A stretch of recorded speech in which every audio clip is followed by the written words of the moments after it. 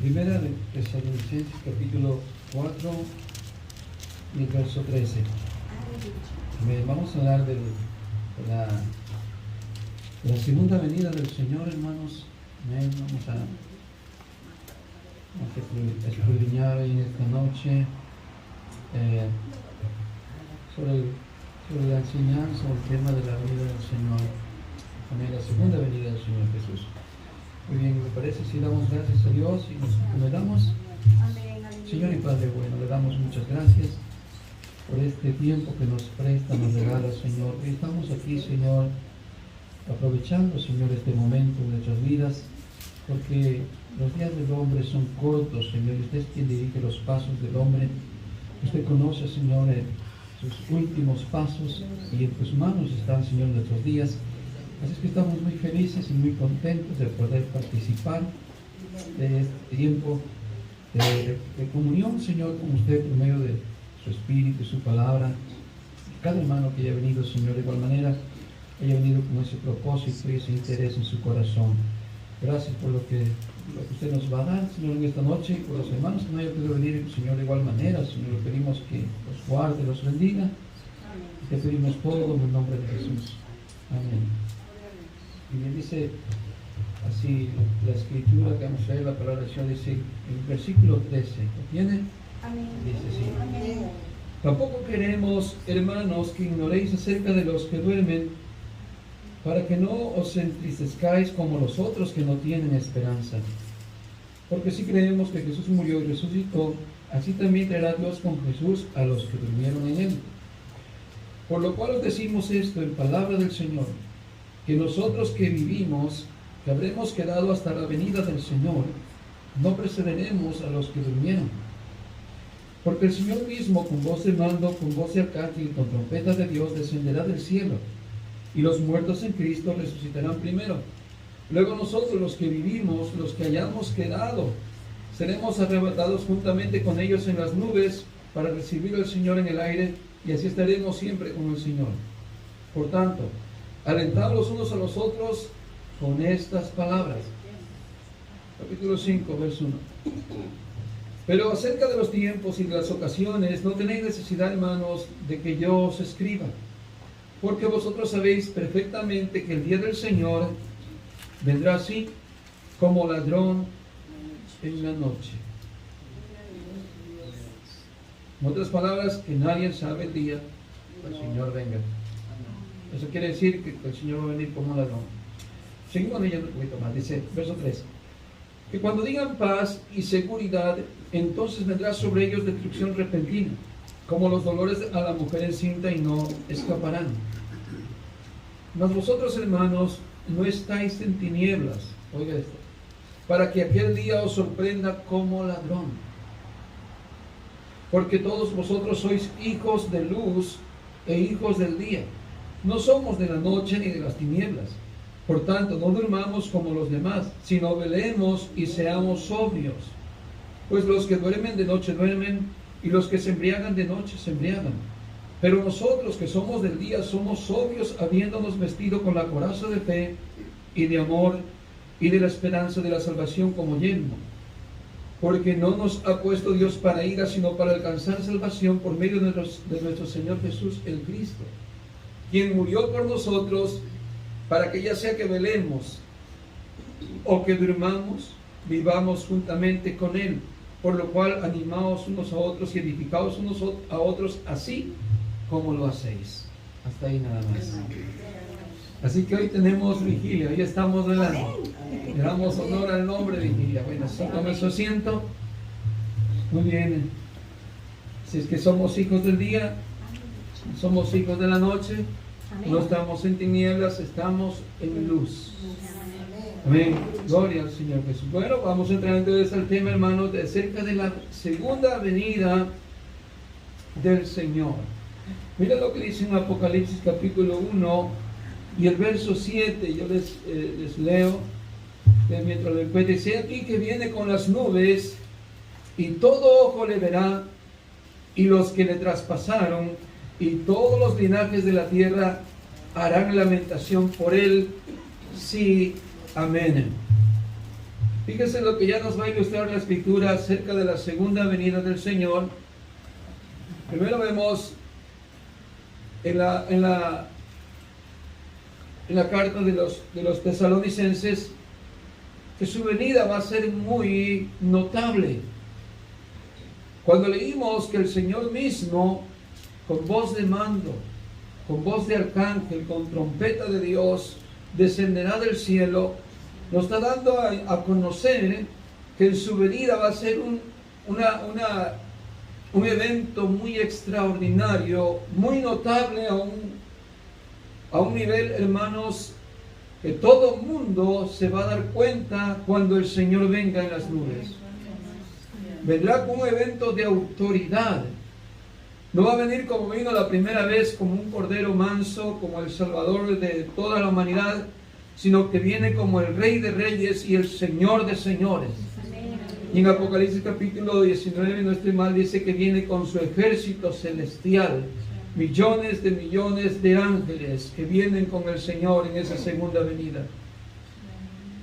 Que vemos ahí entonces en esta carta que será muy notable cuando venga el Señor nuevamente. Qué lindo será ese día, qué hermoso será ese día para los que esperan la segunda venida. El Señor mismo dijo, hermanos, que en su segunda venida será tan notorio que así como sale el relámpago y alumbra del oriente al occidente, como alumbra un relámpago, es visible, ¿no? Es un alumbramiento. Así también será la venida del Hijo del Hombre. Así como el relámpago que sale del oriente y se pone hasta el occidente. Y Apocalipsis nos está diciendo que, hermanos, cuando el Señor venga, dice, aquí Él viene con las nubes y todo ojo le verá. Todo ojo lo va a ver.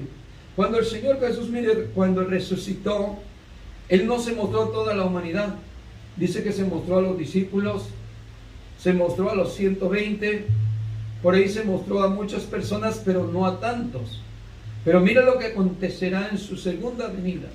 Dice que aún los que le traspasaron, a Pilato no se le presentó aquel día cuando Él resucitó, y a cuantos gritaban, crucifícale, no se presentó el Señor después de que resucitó, pero en su segunda venida dice que todo ojo le verá, y aún aquellos que le traspasaron, aquellos que le abofetearon, aquellos que se burlaron de Él, y aún dice todas las tribus de la tierra harán lamentación por Él.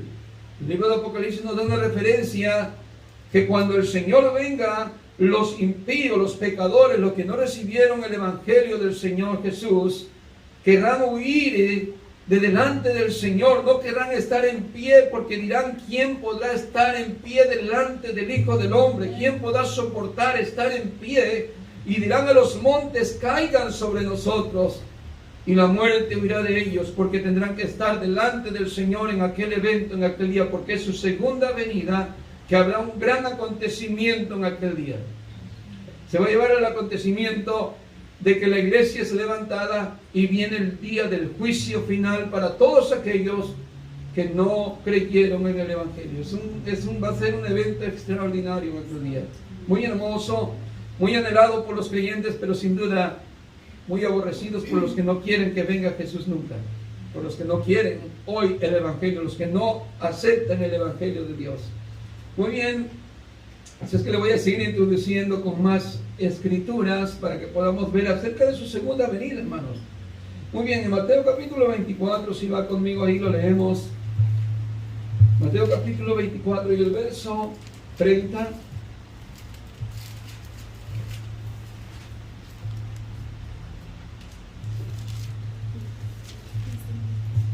Mi Biblia están escritas en letras de color rojo, que significa que son palabras de Jesús. Dice el verso 30, entonces aparecerá la señal del Hijo del Hombre en el cielo, y entonces lamentarán todas las tribus de la tierra, y verán al Hijo del Hombre viniendo sobre las nubes del cielo, con poder y gran gloria. Fíjese, que estoy tratando de introducirle que cuando venga el Señor será muy visible y muy notable. Vendrá con gran poder y gloria.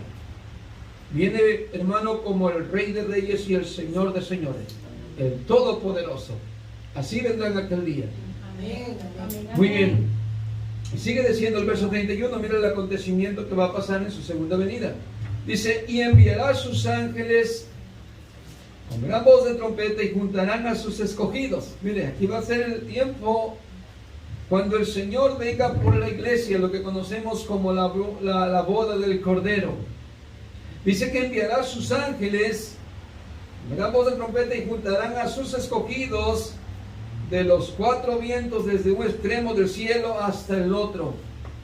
Toda la humanidad en aquel día va a estar delante del Señor. Toda la humanidad. Y los va a rejuntar de todas las naciones. Y los va a juntar en un solo lugar el Señor a sus creyentes, a sus hijos, a su pueblo. Amén. Muy bien. ¿Y qué más sigue diciendo? Dice, de leer aprender la parábola, cuando ya su rama está tierna y brotan las hojas, sabéis que el verano está cerca. Así también vosotros, cuando veáis todas estas cosas, conoced que está cerca las puertas. De cierto os digo, que no pasará esta generación hasta que todo esto acontezca.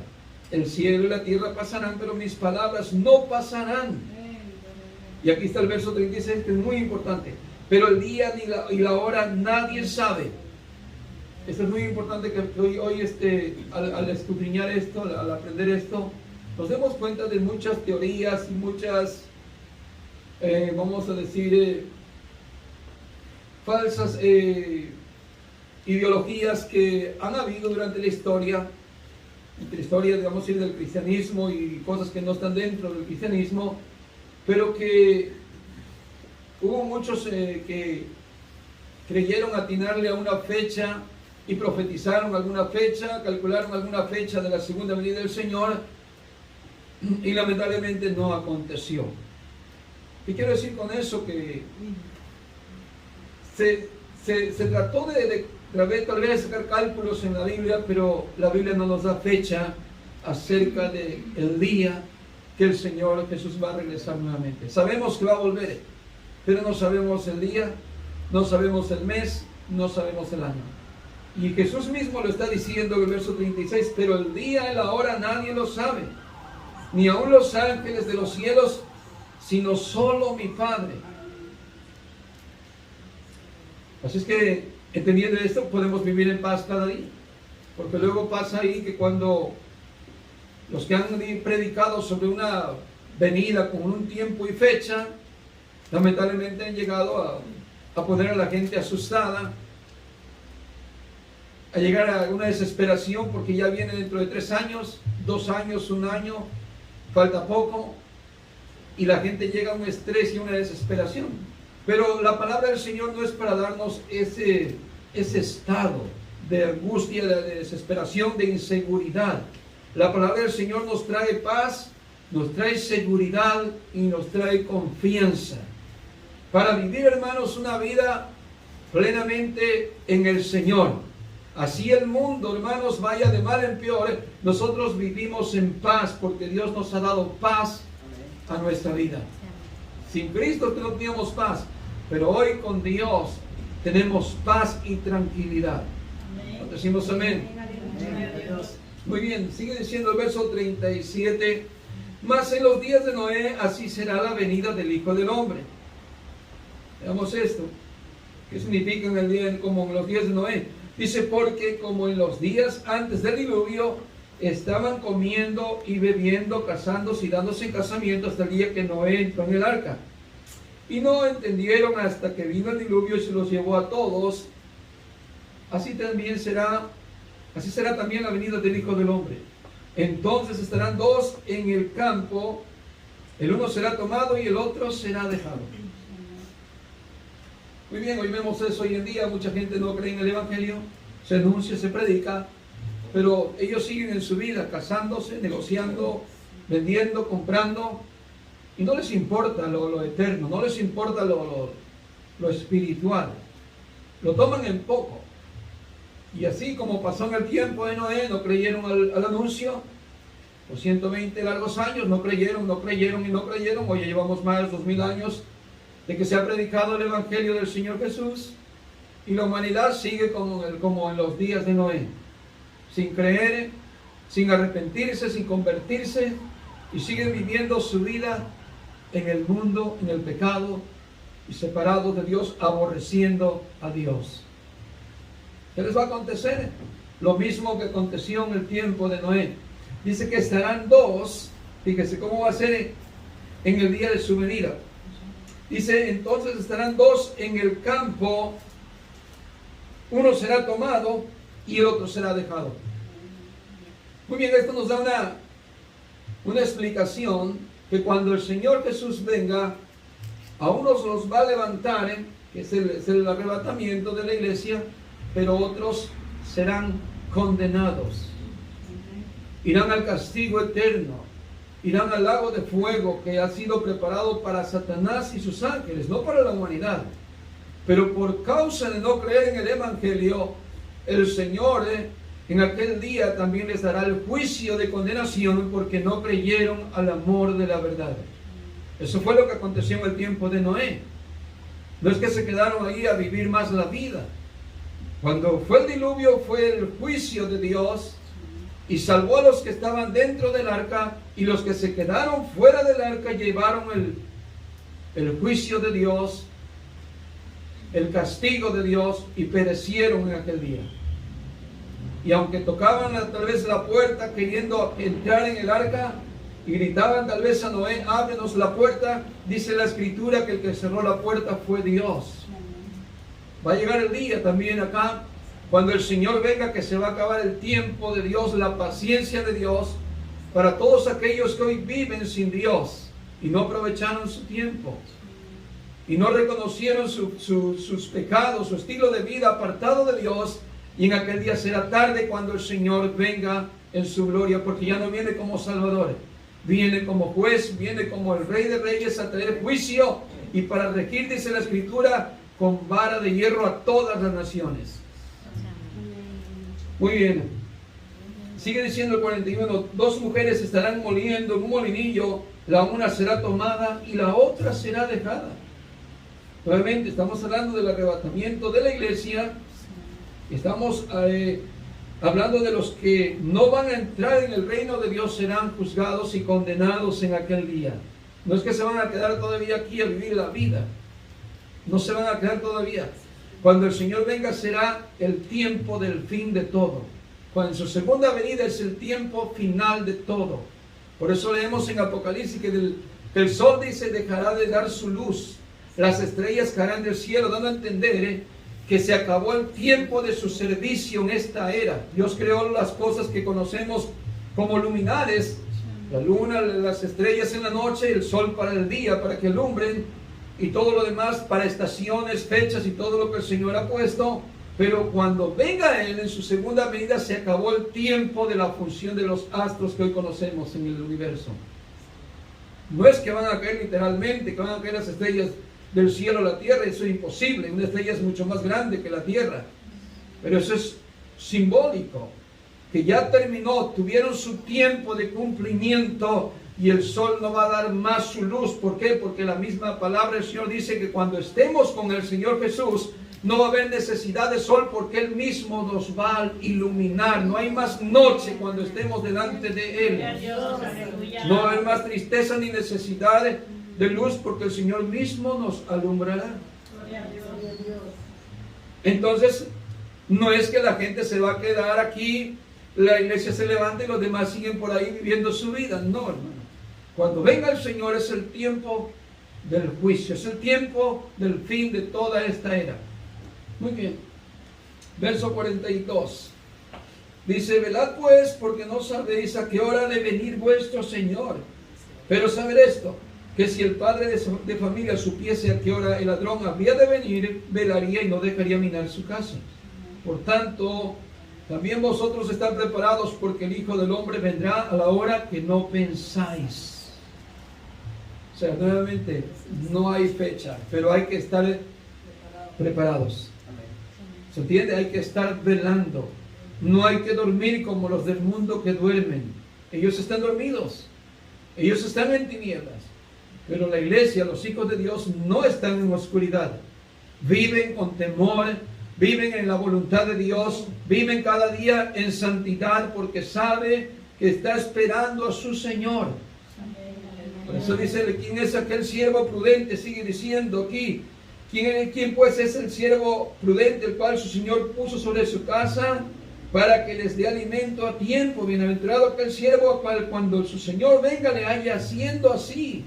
De cierto os digo que sobre todos sus bienes le pondrá. Pero si aquel siervo malo dijere en su corazón, mi Señor se tarda en venir, y comenzar a golpear a sus consiervos, y aún a comer y a beber con los borrachos, entonces contaminar así es el mundo. Vendrá el Señor de aquel siervo en el día que éste no espera y a la hora que no sabe, y lo castigará duramente y pondrá su parte con los hipócritas. Allí será el lloro y el crujir de dientes. No solamente venir a la reunión, hermanos. No solamente tener una rutina religiosa de congregarnos y estar cada reunión semanalmente, 2 o 3 servicios por semana, no es eso. Es una vida de práctica, de obediencia en la palabra del Señor. Porque la vida religiosa no salva a nadie. Cualquier rito no salva a nadie. ¿Se entiende? Amén. Hay que tener una vida de devoción a Dios, una vida apartada del pecado, porque el Señor conoce a los suyos.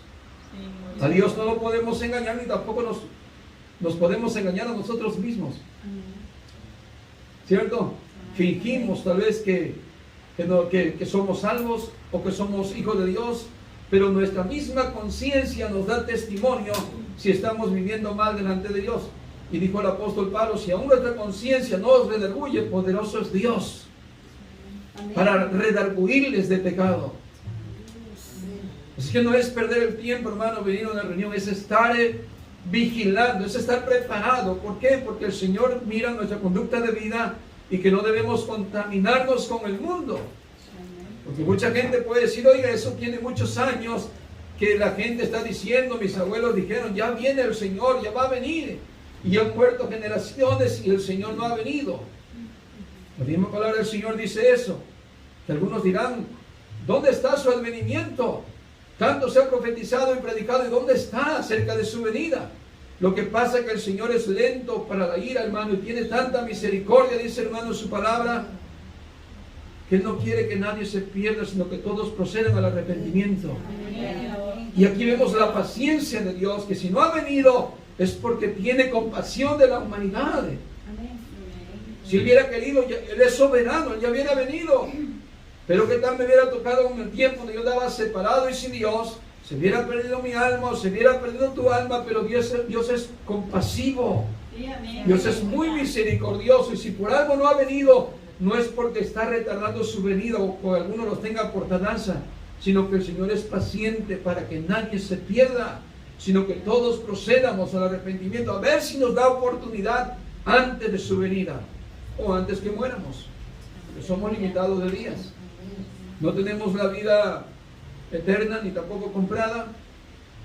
Tenemos que entender que nuestros días son limitados y debemos aprovechar la oportunidad que tenemos de recibir esta salvación tan grande. Decimos amén. Muy bien, vaya conmigo ahora también a Mateo capítulo 25. Ya vimos aquí, aprendimos que cuando venga el Señor en su segunda venida juntará a todos sus escogidos desde un cabo de la tierra hasta el otro cabo, los juntará, sus escogidos. Es el tiempo del arrebatamiento de la iglesia. Ahora vean Mateo 25 y el verso 31 conmigo.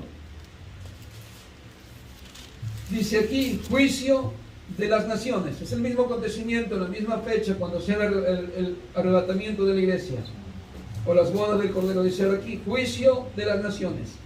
Dice, cuando el Hijo del Hombre venga en su gloria, está dando su segunda venida, y todos los santos ángeles con él, entonces se sentará en su trono de gloria, y serán reunidas delante de él todas las naciones. Fíjese, aquí está incluyendo a los que no son salvos. Ya entendimos y leímos en el capítulo 24 que va a reunir a todos sus escogidos, pero aquí van a ser todas las naciones. Y mire lo que acontecerá: y apartará los unos de los otros, como aparta el pastor las ovejas de los cabritos. Va a apartar, el Señor conoce a los que son suyos, ¿cierto? Amén. No porque tenga yo el nombre de cristiano, no porque me diga yo soy cristiano de tal denominación, de tal religión, y eso es una seguridad de que soy cristiano. No. El Señor conoce quiénes son sus ovejas. Y dice la Escritura que las llama por su nombre y las ovejas oyen su voz y las siguen. Amén. Por eso el Señor, cuando habla de que la iglesia, de que el creyente debe salir de Babilonia, le dice: salid de ahí, pueblo mío, para que no participéis de las abominaciones, y también para que no participáis de las plagas y de la copa de la ira que está reservada para la gran Babilonia, o sea, el mundo perdido, para el mundo pecaminoso, para el hombre que no ha querido recibir el Evangelio. Pero el Señor conoce a su pueblo, y así podemos estar en el mundo, en cualquier lugar, en una doctrina falsa de cualquier religión, pero cuando el Señor nos llama, la oveja oye la voz del pastor. Jesús dijo: mis ovejas oyen mi voz y me siguen, y yo les doy vida eterna, y nadie me las podrá arrebatar de mi mano. Así podrá estar allá alguna persona que no conocemos, pero es que es del pueblo de Dios, y el Señor la va a llamar, y ellos van a oír la voz del Señor. Y desde ahí van a salir del mundo donde están perdidos hoy, hermano, para que el Señor, hermano, complete los que dice que han de ser completos de los gentiles. Y entonces vendrá el Señor. Seguimos leyendo. Dice, verso 33: y pondrá las ovejas a su derecha y a los cabritos a la izquierda. Muy bien, están todas las naciones reunidas, creyentes y no creyentes en aquel día. ¿Y qué va a hacer el Señor? Los va a poner unos a un lado y otros a otro. Entonces el rey dirá a los de su derecha: venid benditos de mi Padre, heredad el reino preparado para vosotros desde la fundación del mundo. Ahí está el premio, está el galardón, está la vida eterna para los salvos, para los santos, para el pueblo de Dios. Venid benditos de mi Padre, heredar el reino que ha sido preparado para vosotros. ¿Desde cuándo? Desde la fundación del mundo. Porque el Señor a los que ha llamado los ha predestinado, y a los que ha predestinado los ha justificado también. El Señor conoce los que son salvos desde antes de la fundación del mundo. Por eso dice aquí: recibir el reino que ha sido preparado para vosotros desde antes de la fundación del mundo. Ni siquiera existía el mundo, ni mucho menos nosotros, pero el Señor ya sabía quiénes han de ser salvos. Sabe de ti y de mí si somos salvos. Él sabe todo porque Él es soberano, Él conoce todo. ¿Y qué hace? Está dando el premio de la vida eterna. ¿Y qué más sigue diciendo el verso 35? Porque tuve hambre y me diste de comer, tuve sed y me diste de beber. Está hablando de todas las obras buenas que hace un hijo de Dios. Porque es salvo, no para ser salvo, porque nadie es salvo por obras, para que nadie se gloríe. Pero cuando tú eres salvo, la salvación te hace vivir una vida de justicia, una vida de santidad, porque te aparta del pecado. La salvación te aparta del pecado. El Espíritu de Dios que mora en tu vida te aparta del pecado. Ya no te deja vivir en el pecado. Antes, sin Dios, sin Cristo, sin el Espíritu de Dios, hacíamos lo que queríamos según nuestros deseos carnales. Pero ahora en Cristo y por el Espíritu de Dios que mora en nosotros, Él nos aparta del pecado. Y por eso tenemos buenas obras. No porque seamos buenos nosotros. Nosotros no somos buenos. Bueno es Dios. Pero como Dios habita en nosotros, tenemos la evidencia de una salvación y tenemos evidencia de buenas obras. Por eso el que diga que es salvo y no tiene buenas obras, está dudoso que sea salvo. Por eso Santiago dice: alguno dirá, yo tengo fe, pero no tiene obras. Dice, la tal fe será real, será viva. Es una fe muerta. Sin embargo, dice, yo te diré, mira mis obras y te mostraré mi fe. Porque es necesario que el creyente tenga un testimonio de un cambio de vida. El que ha sido salvado, ha sido regenerado, tiene un cambio de su mente, de su corazón, tiene una transformación, que ahora ya no busca el pecado, ahora busca la santidad de Dios. Decimos amén, hermanos. Amén. Amén. Por eso es que está lleno de buenas obras. Y Dios dice: tuve hambre, me diste de comer, tuve sed, me diste de beber, fui forastero, me recibiste, estuve en la cárcel y enfermo y me visitasteis, estuve desnudo, me vestisteis. Y ellos responderán, Señor, ¿cuándo hicimos eso? ¿Cuándo te vimos? ¿Cuándo? Dime cuándo, Señor. ¿A ti, Señor? Y él le dice, no, cuando lo hicieron a uno de mis pequeñitos, algún necesitado, algún hermano, no sé, hasta alguien que no es cristiano. Tus buenas obras no solamente van a abarcar, hermanos de la fe, hermanos que, por supuesto, son los que la Biblia enseña que tenemos que ayudar más adecuadamente y prontamente. Pero aún aquellos hermanos que están sin Dios, aquellos que viven sin esperanza, nuestras obras tienen que llegar hasta allá todavía. ¿Se entiende, hermanos? Que tengamos compasión por la humanidad. Porque un día estuvimos allá nosotros en ese mundo. Y Jesús dijo, si vuestras obras no fuesen mayor que la de los escribas y los fariseos, tampoco vosotros entraréis en el reino de Dios.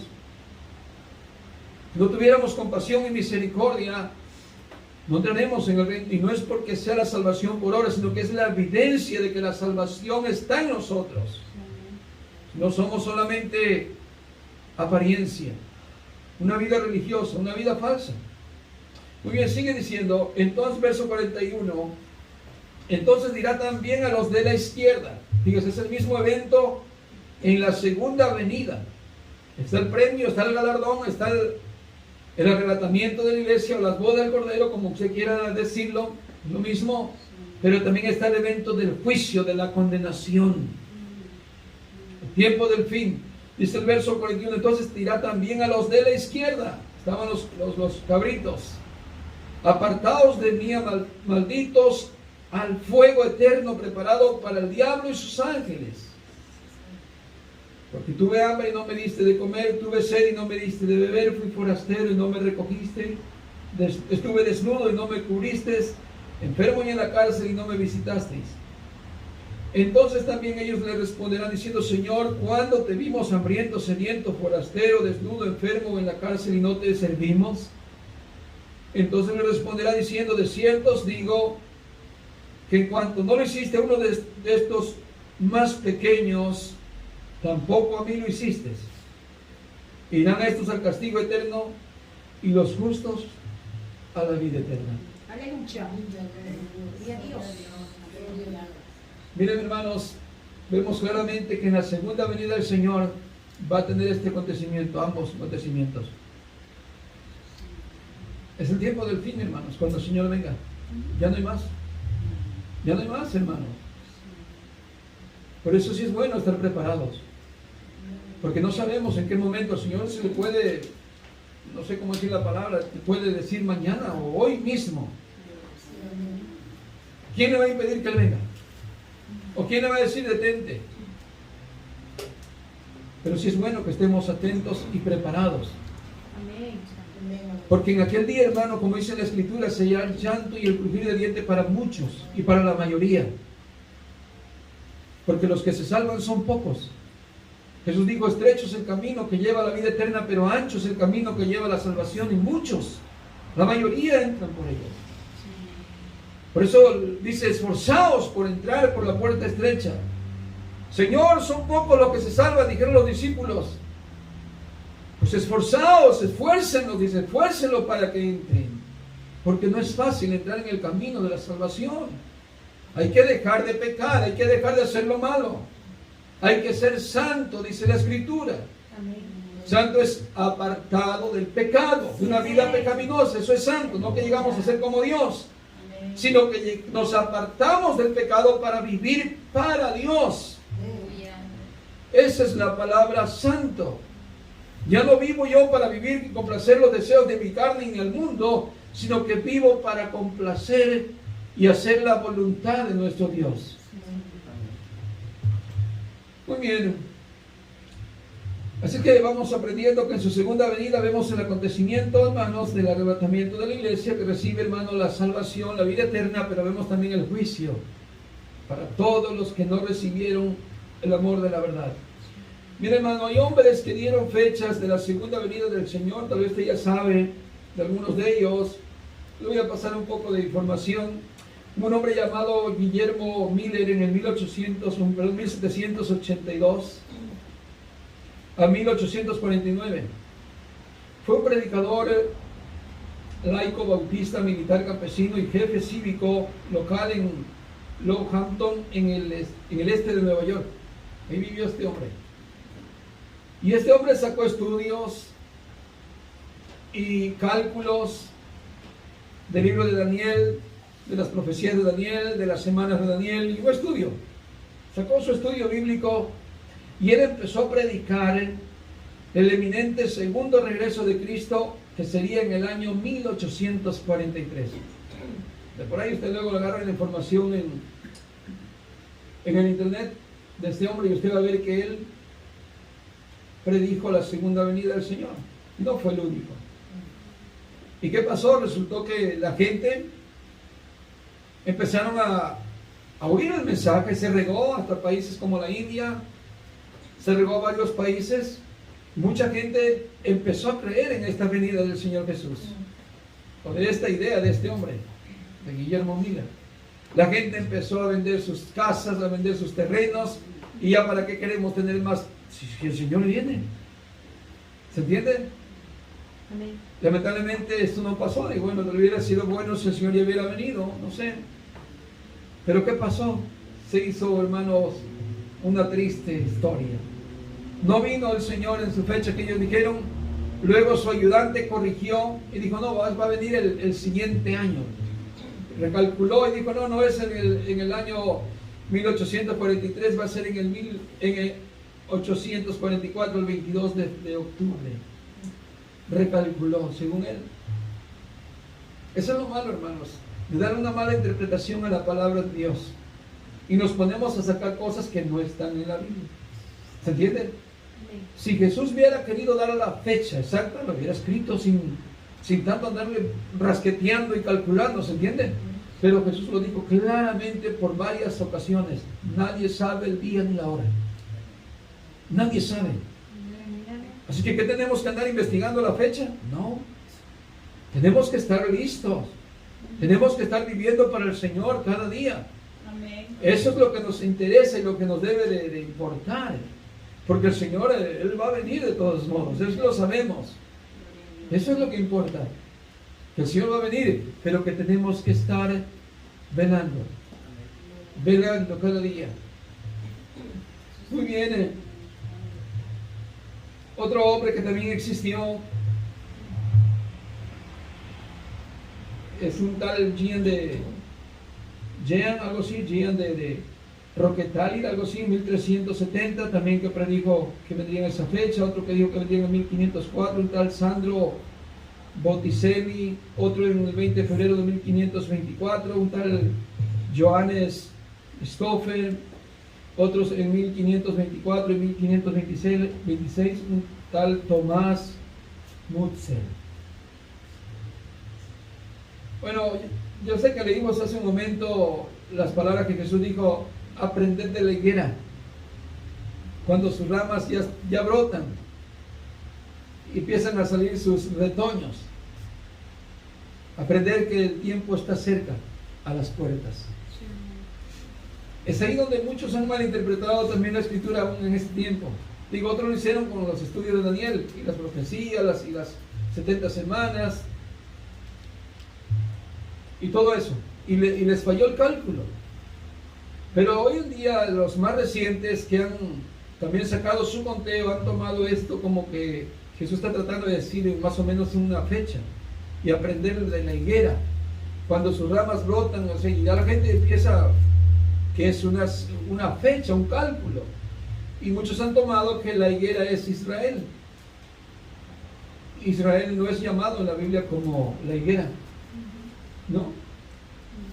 Israel es llamada la mies.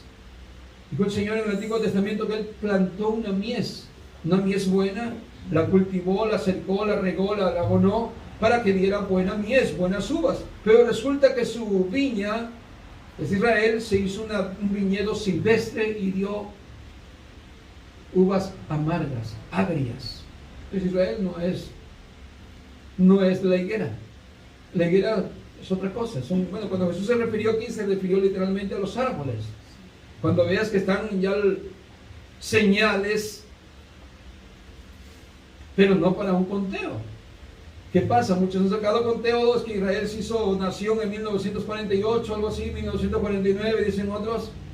Más añaden lo que dice el Salmo, que la generación de los hombres son 80 años los más robustos, que le sacan fecha, 1948 más 80, te da creo que 2023, 2024, 2026, algo así.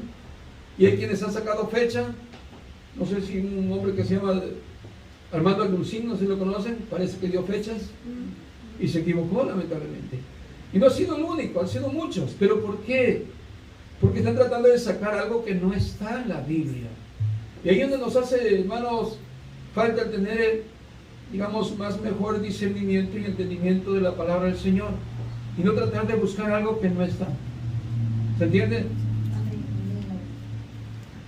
Tristemente, pues ya vio, se han regado las doctrinas así. La gente ha pensado que ha sido real. Me acuerdo que en la fecha del 2000 muchos decían, se va a acabar el mundo, se va a acabar el mundo en el 2000, ¿se recuerdan?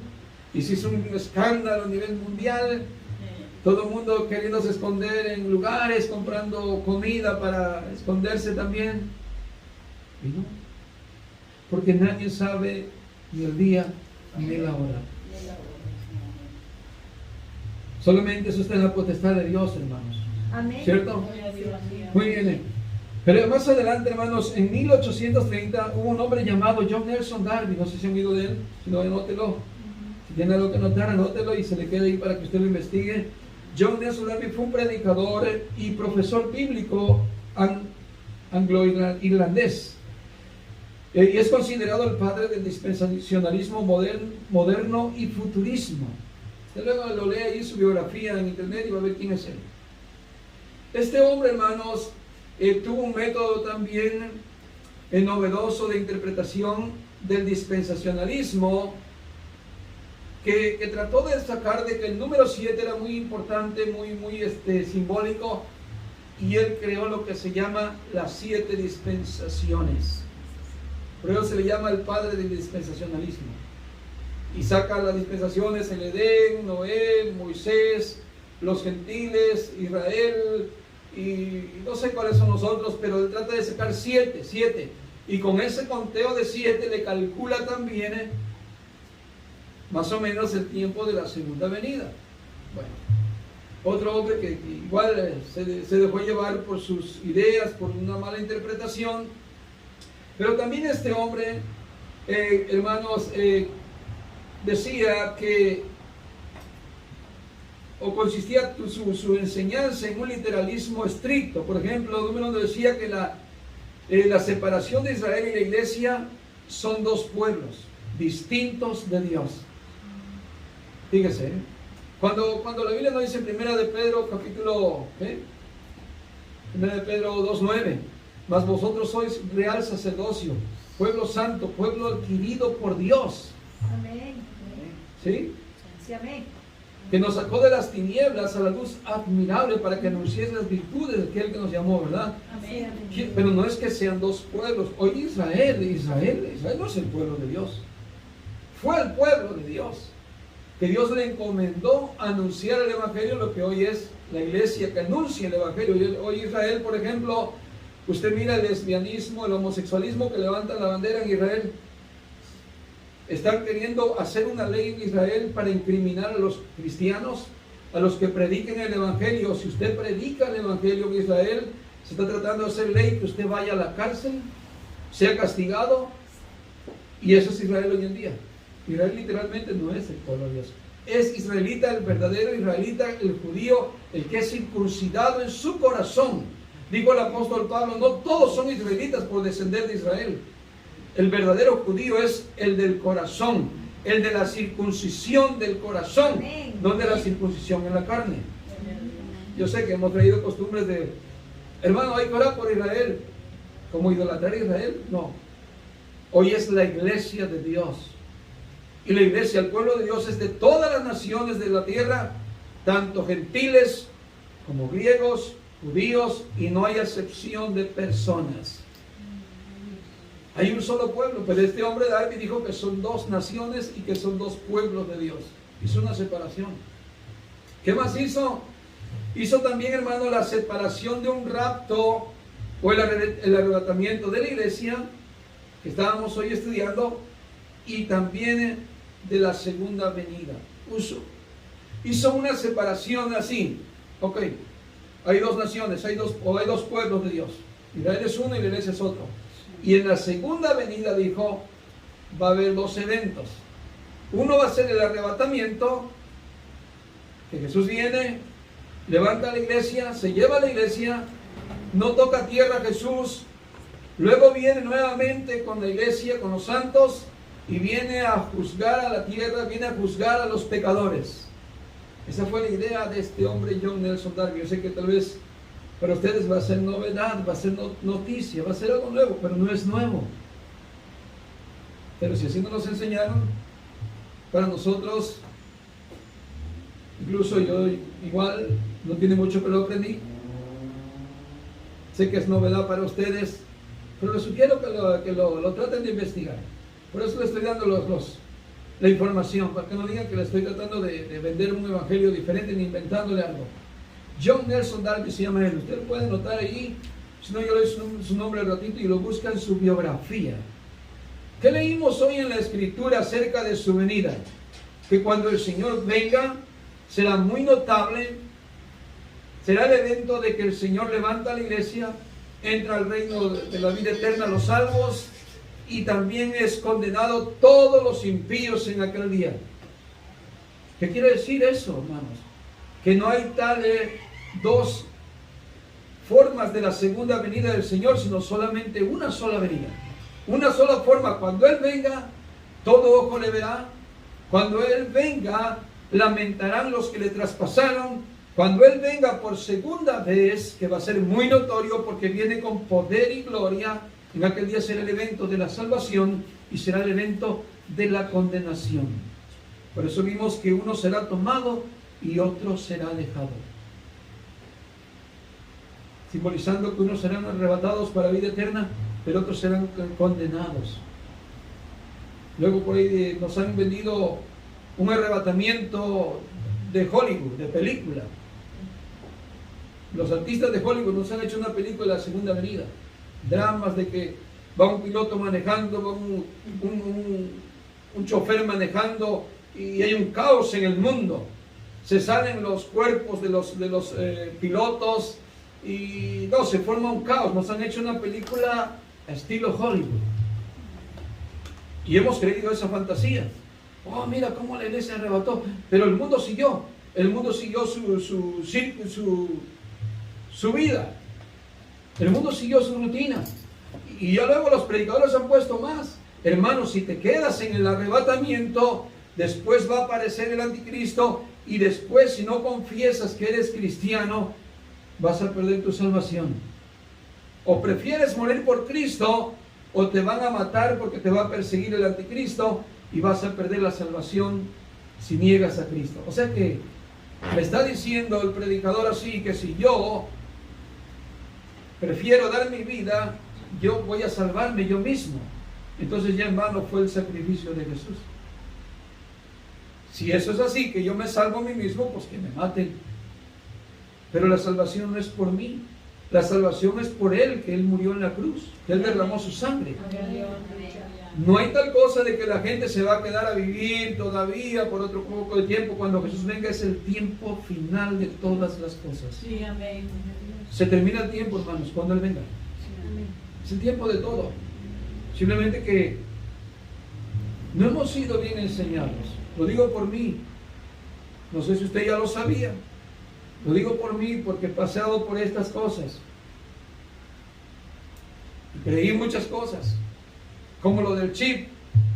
Desde que me convertí al cristianismo tiene como 25 años. O más, no sé exactamente.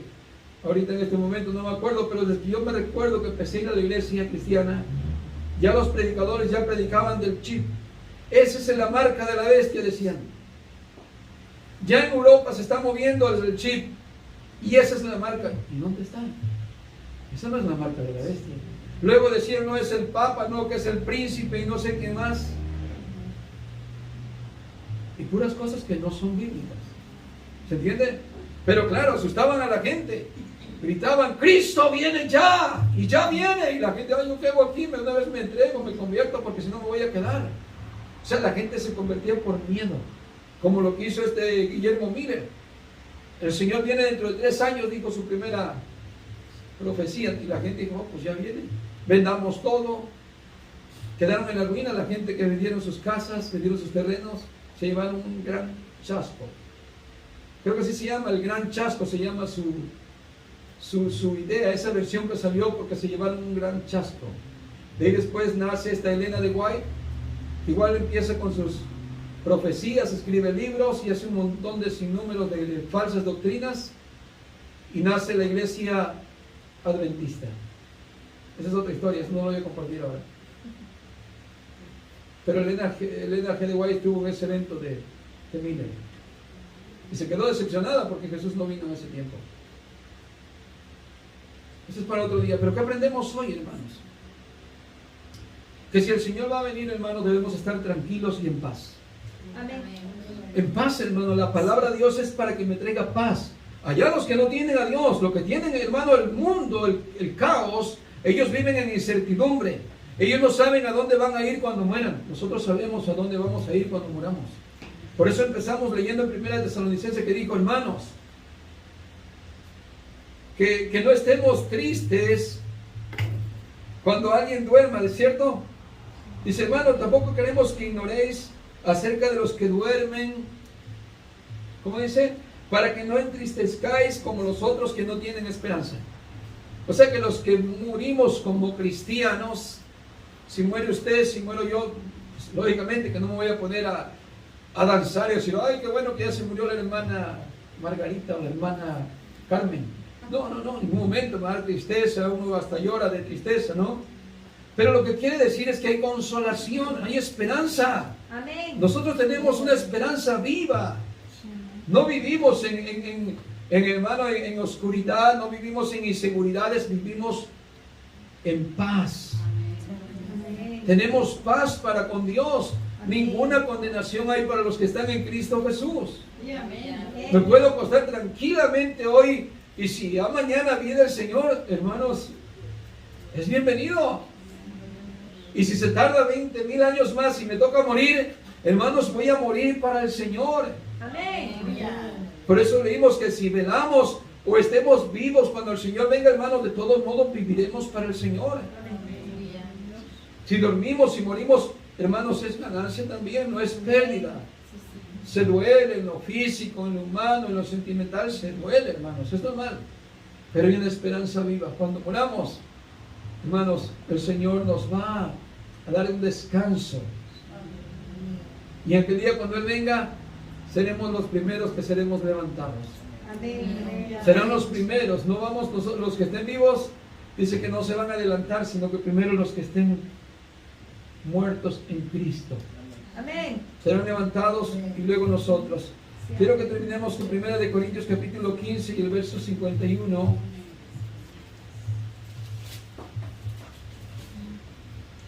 Dice, aquí os digo un misterio, no todos dormiremos, pero todos seremos transformados. Habla de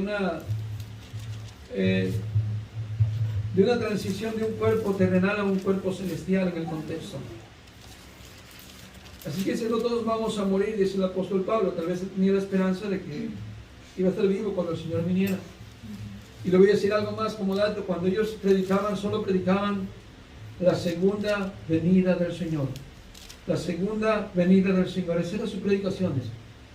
No un rapto misterioso, que la gente va a desaparecer, que los aviones van a chocar. Digo, solamente es una película de Hollywood. No, cuando el Señor venga es el final de todo. Es el juicio. Es el tiempo que el Señor ya le dio a la humanidad. Pero que dice aquí el apóstol Pablo, 1 Corintios, dice, he aquí os digo un misterio, no todos dormiremos, o sea, morir, pero todos seremos transformados, porque para entrar al cielo no vamos a entrar con este cuerpo corruptible, este cuerpo pecaminoso, ¿cierto? Dice, en un momento, cerrar de ojos a la trompeta final, porque serán, dice, porque se tocará la trompeta y los muertos serán resucitados incorruptibles, y nosotros seremos transformados, porque es necesario que esto corruptible se vista de incorrupción y esto mortal se vista de inmortalidad. Y cuando esto corruptible se haya vestido de incorrupción, y esto mortal se haya vestido de inmortalidad, entonces se cumplirá la palabra que está escrita: sorbida es la muerte en victoria. ¿Dónde está, oh muerte, tu aguijón? ¿Y dónde está, oh sepulcro, tu victoria? Ya que el aguijón de la muerte es el pecado, y el poder del pecado la ley. Mas gracias sean dadas a Dios, que nos da la victoria por medio de nuestro Señor Jesús el Cristo.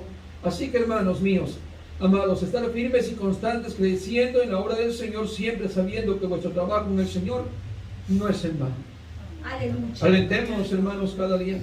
Sí, amén. Vale la pena, hermanos, estar sirviendo al Señor con todo el corazón. Amén. Vale la pena todo lo que pasemos, incluso, hermanos, enfermedades, dificultades como cristianos, no como maleantes. Dijo el apóstol Pablo: nadie se avergüence de ser cristiano, nadie se avergüence de padecer como cristiano, sino glorifica a Dios por ello. Amén. Si estás en pruebas, dificultades, hermanos, Dios está permitiendo eso para que tú glorifiques a Dios con tu vida. Des testimonio del amor de Dios en tu vida. Porque puedes estar ciertamente pasando una gran aflicción, pero dentro de ti hay paz. Amén. Puedes tener paz, como es el canto, en medio de la tormenta. Jesús prometió siempre estar con nosotros, no librarnos de la tormenta. Digo, pasarás por el fuego y no te quemarás. Pasarás por las aguas y no te ahogarás. Ahí estará el Señor con nosotros, siempre. Amén. Y así que pasemos, hermano, cosas buenas o cosas difíciles, todo sea para gloria del Señor. Amén. Amén, mis hermanos. Así que alentémonos cada día. No se desanimen. El que es santo siga siendo santo. El que es puro siga siendo puro. Sí, amén. Bueno, vamos a ponernos de pie. Sé que me alargué mucho, hermanos, en esta enseñanza. Me disculpan porque es mucha lectura lo que leímos, mucha información. Pero no estoy tan seguido como ustedes. Y quiero aprovechar mucho el tiempo cuando esté con ustedes. Los aprecio mucho. Con mucho cariño vengo para servirles y servir al Señor con esto. Así es que yo espero que ustedes también lo puedan aprovechar, lo poquito, lo mucho que se les quede. Y si no lo entendieron todo, por ahí creo que va a estar el video. Hoy la hermana no grabó, pero por ahí está el video que mi esposa grabó. Si lo quieren volver a repetir o escucharlo, le dicen a ella que se las mande, por favor. Que le diga cómo verlos. Amén. ¿Qué le parece enamorarse al Señor por esto? Sí, amén. Amén. Señor y Padre, bueno, le damos gracias. Porque usted, Señor, nos habla a través de su palabra, que es espíritu y es verdad. Su palabra misma dice, Señor, que el cielo y la tierra pasarán, pero su palabra no pasará.